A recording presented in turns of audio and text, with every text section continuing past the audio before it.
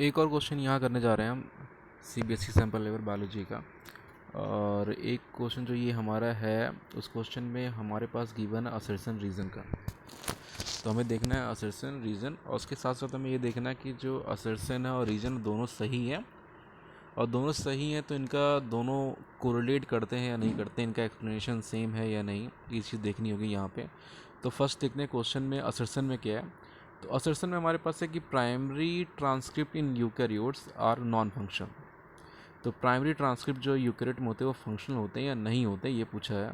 तो ये बात सही है कि असर्शन हमारा सही है, प्राइमरी ट्रांसक्रिप्ट जो है नॉन फंक्शनल होते हैं, क्योंकि वहाँ पे एक्सॉन इंट्रॉन दोनों होते हैं। ठीक। अब दूसरी बात कर रहा है, ये रीज़न दे रहा है कि रीज़न ये आ रहा है methyl guanosine triphosphate is attach to 5' end of HNRNA।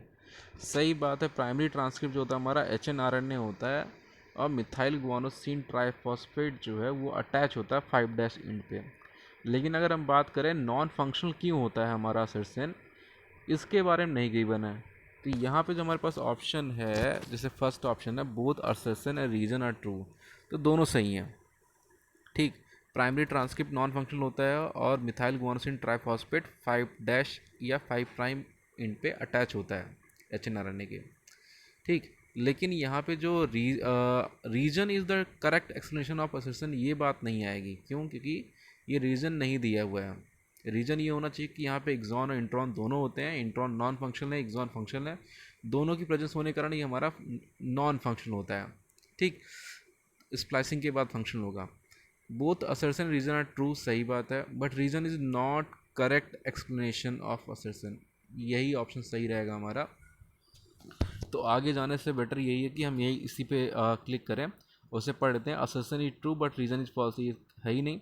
Both assertion and reason are false, तो ये भी नहीं है।